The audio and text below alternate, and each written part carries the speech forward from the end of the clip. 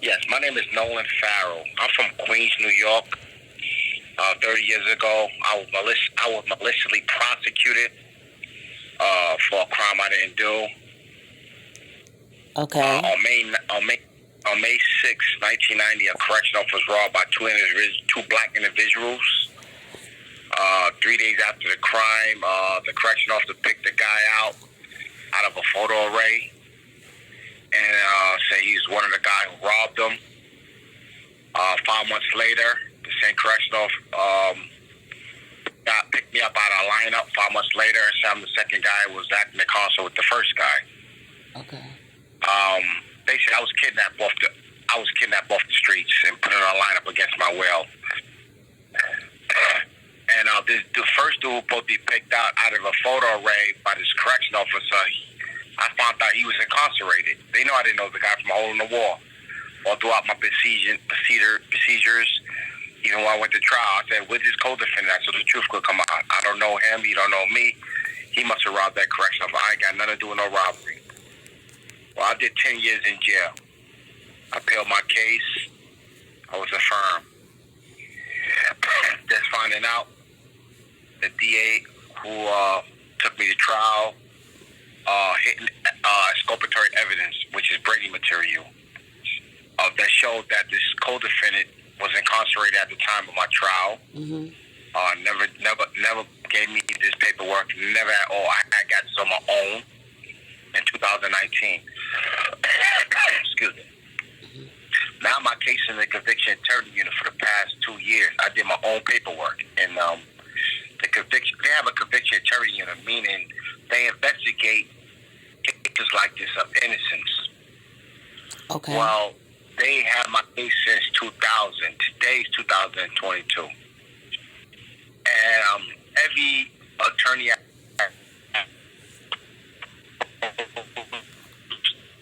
Dang. My case. They Hold on, you breaking up, bro. You broke up. You said every attorney you have what? Turn their heads on me. Okay. Turn their head on me. And I say, my case had a statute on it, limitation. If that was true, I had a statute on the case. If Brady versus Maryland said that because this is exculpatory information that was hidden from me that correct the record that the jury they never heard of. Mm-hmm. So a lot of attorneys was getting a hush money from the DA office. I just found out. A lot of attorneys that had refused to help me. I need attorneys I paid out of my pocket, private attorneys. And the DA and them trying to brush my case under the rug. Basically trying to put it right underneath, trying to sweep it underneath the rug. I prolonged my proceedings in my case. I recently sat down with the conviction attorney unit like a month ago, and they told me, "Oh, we investigated." I said, "There's nothing to investigate. You have the paperwork. I gave you all the evidence. What is taking so long?" Well, we're still looking into your case. We have a lot of cases now. Well, I said, "You just sent me a letter stating you did a full investigation of my case." Mm-hmm. And now, in that letter you said, but you have to work on people who are incarcerated. And I told her, I said, a violation is a violation. A constitutional violation is a constitutional violation, whether I'm in jail or out of jail. Well, right now, this letter you gave me is violating my due process right, which is my 14th Amendment right. Due process, guaranteed due process. You did your process. What is your conclusion? You couldn't answer none of the questions I asked them in his face. Basically, I need to get my case out there in the public eyes. And one time I was threatened by another attorney who was trying to help me. He said, if you bring your case in the public eye, the conviction attorney is going to walk away from your case. I said, that's unconstitutional. That's my First Amendment right. They can't do that. Mm-hmm. That's a lie. Mm-hmm. The lawyer didn't want to help me no more. Walk away. It seemed like I have to do my own case on my own. I have enough knowledge to do my own case, which I did. I'm basically working on pro se right now. No lawyer try to help me. They walk away. They act like they're scared of the DA's office because my case points directly to the DA's office. Mm-hmm. It's all about prosecute accountability. The DA committed a crime in my case, meaning this information I got that they was aware this dude was incarcerated. Right. He just resigned from the case in October. He just resigned. Mm. So my case is still just laying around in the DA's office, and I'm reaching out to the public for some help to help me to get this out there. Okay. To get the media involved. Okay. So You know what I'm saying? let's try to make it more clear, you know what I mean, for everyone. So I'm gonna just ask you a few questions. So how long have you been incarcerated? I was incarcerated for 10 years. Okay. And I've been home 20. Okay. Okay. Well, I'm glad that you made it home, bro. For sure. I'm definitely glad that you made it home. Yes, thank you. But I hate that this has happened with you. So right now you have litigation against them. Is that correct? And you said it's in the DA's office. Say again? It's in the same office that committed fraud. Okay. How long has it been there? Okay. 2 years, since 2000. Okay. Do you know if there's any laws that that gives them a time limit that paperwork can be in the office? No. There's no time limit. Yeah, that's bullshit. But continue. You was gonna say something about your letter. But basically, the letter they gave me, he did his due process of the case. What he saw was ridiculous, what he saw. But therefore, he told the case to the spot that he working on Duke's case and incarcerated. Basically, that's what he said. And when we pulled that letter out, I share that letter with you, if you don't mind. Yeah, go ahead. You heard me? Yeah. Let me find it and pull up on my laptop. So I'll share this letter with you. My case is definitely dealing with fraud. Okay. The DA office. You know what I'm saying? And they're trying to sweep my case right underneath the rug. I'm not going to allow that to happen. You know? Pull this letter up. Where you located at? On the East Coast. So I'm sure when this was happening to you, it definitely, it had to be a shock for, to be approached in this way and then ultimately, detained and taken off the street. Like, what was going through your mind? Excuse me? I said, what was going through your mind when all of this was happening? Well, when they took me off the street? Yeah. Oh, a lot was going through my mind. I didn't know what I was getting locked up for. They never told me anything. They just took me and put me in a lineup. Mm-hmm. I didn't know anything. They just put me in a lineup. They said I was the second guy picked out in a lineup. And I was one of the guys who was part of the robbery, robbed the correction officer for his property. Wow. And I said, I don't know what you're talking about. It wasn't me at all. I don't rob people. I was 18 after I was illiterate to the law. And, and when I went to trial, they said the guy's on the run. That's why they can't find him. Mm-hmm. He's on the run. But at my trial, they used a photograph at my trial and showed it to the jury and said, this the guy right here. He's on the run. When we get him, we're going to charge him for this robbery, too. And they never did. Wow. They never charged him for no robbery. Okay, what's God? They never charged him for this robbery at all. They lied. He was in custody in Virginia at the time this crime happened. So they could have, if they wanted, okay. Wow, that's crazy. Yeah. Okay, here's the letter. I got that from the Queens County District Attorney's Office on 2/9/2021. To update you, I have fully reviewed the record in your case, conducted an investigation, which tends to show that the other man who was identified was incarcerated at the crime. I had disclosed a letter we received from the Virginia DOC to that effect. He sent me a copy of that, which is this letter right here as well, with the paperwork. However, I have to prioritize some cases in which individuals are currently incarcerated and have not yet completed our process in your case. For additional information on the process, please contact the Queens DA CIU website. The CIU is the Conviction Attorney Unit. Okay. And I have the DA right here, Bryce Bridget, the director of the Conviction Attorney Unit. So, me reading this letter right there, I show he did his due process there. And this letter shows he violated my 14th Amendment equal protection due process because he stopped the process, told me he had work on those who is incarcerated. There's no such thing of a law says You have to stop the process for one case and work on those incarcerated. Equal justice is equal justice. Is who case come up first. Eventually, my case was on his desk, and he did a full investigation. It says right here, I did a full review of your record in your case. Mm-hmm. It explained itself, and I owe him dinner. Forgive me. I owe him dinner for giving me a letter like this. Right. Well, I'm glad that he did do his part as far as that's concerned. So what are you looking for the people to do? I know we want to bring attention to it, but what can we do to help you the most? Exoneration. Okay.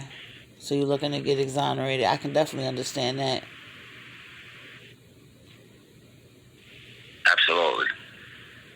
Because what they see in my case, the DA office, which is the same office committed a fraud, they see that the DA office committed a crime. My case points directly at the DA. They don't point at the police. They point at them with the suits on. Mm-hmm. Do you think the feds should come and investigate that whole unit as in its entirety? Okay. Yeah, absolutely. Yes, they have the authority. Yes, I have the evidence. Yes, but I need to get people involved. I need to get the media involved. We got to get out there. We got to get out to the streets and protest, and that's the only way we're gonna get the feds involved. Okay. You know what I'm saying? Yeah, I was just talking about this last night, that for the right thing to happen, it seems like it has to have so many eyes on it and so many people involved in paying attention. Yes. Because when no one's looking or they can't see, people not doing the right thing. And it happens time and time again all across America, all across the world. You know what I mean? Absolutely. Okay. You have to put the eyes on it to get action. And the same day, like the same day with the case with the three white people killed this dude in the South. Remember, the DA didn't want to prosecute the police officer. Right. They said, they had no evidence. She was crooked. Mm-hmm. Because it was a conflict, and she knows them. Right. Yeah. She knows them personally. So she wasn't trying to prosecute them, and that's why Al Sharpton and everybody got involved, and the media got involved. And a special prosecutor came over and took the case and indicted him. And look what he got. They in jail. Right, they got her too. But absolutely. Yep, he locked up too. Yep. Mm-hmm. You're trying to cover it up. It's a crime. Okay. So make it clear again, brother, exactly the place that you're talking about, so it'll be real clear to the listeners. Queens County, New York. A district attorney's office maliciously prosecuted me 30 years ago for a crime I didn't do. They planted a co-defendant on me and said I was acting in concert with him, which I just got the evidence showing that the DA officer knew he was incarcerated, and the correction officer misidentified an individual who wasn't even there, was in jail. He probably identified this guy. And then and then 5 months later, they snatched me off the street, put me in the lineup out the second guy acting in concert with the first guy. They fabricated this whole lie together. All right, bro. We're going to get this information out there. Excuse me? I said we're going to definitely get the information out there. What you was about to say about the evidence? The evidence showed that they had this documentation in their custody at the time. This man was misidentified and was incarcerated at the time. But they lied to my jury, in the eyes of the jury of my trial, and said this man was on the run, and they was going to prosecute him. They used his photograph at my trial. They demonstrated that to the jury. Throughout my trial, the prosecutor stated all throughout the prosecutor's summation that me and him was acting in concert on May 6, 1990, and robbed his correction officer. The guy, the co-defendant, the alleged ghost defendant, he's a ghost defendant, meaning he was never there. The ghost defendant because he was never there? Okay, I got you. Absolutely. He's a ghost defendant, was never even there. He wasn't there, I wasn't there. But they came up with this false facade and said me and him was there and robbed the correction officer of his property, his handgun, his jewelry, his money. May 6, 1990. Do you have any petitions up that support, this effort? or anything like that? Like, can the people get, like, do you have any type of anything of like that on your social media or anything that's talking about this that we can lead the people to? Yes. Okay. Yes, I did a rally Thursday in front of the DA's office, but the media never showed up. I had about it was like 12 of us protesting in front of the DA's office in Queens County. Okay. I'm doing another rally. I think we got this variant out that people are scared of, which is spreading like wildfire. People ain't really trying to come out right now. Yes, it's a lot I'm doing another protest. I'm doing another protest in front of the DA's office, but I don't know when. Okay. But I gotta keep the heat on. Yeah. I definitely gotta keep the heat on this. And tomorrow night I'm gonna be on another talk show with Chilla Jones. You familiar with her name? Not yet. Okay, she's in Philly. Okay. She have a radio talk show as well. And what you said her name was? Say her name again. I'll pull it up right now. Well, I'm gonna pull it up right now. Hold on, let me pull it up for you real quick. I'll do it too. Because I've been seeing a few sisters in journalism, and I definitely want the listeners to hear about other people out here that's doing, this work and stuff, so they can reach out and connect with them. I appreciate you for, calling and trusting us to, help you. We definitely gonna do our part, bruh, and help get it put out there. Her name is Chilla Jones. CHINCHILLAJONESIA. Okay. Y'all look her up. I'm gonna look her up too. Philly, right? Yeah, Philly is one of my stomping grounds. Okay. I'm gonna make sure I check she have a phone number too. If you want.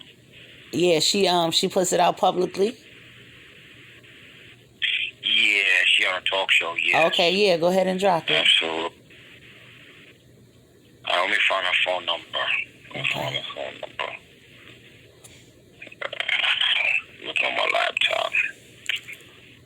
516. 453 9133. Okay. All right, shout out to her for doing the work. We're going to make sure we get this out there, bro.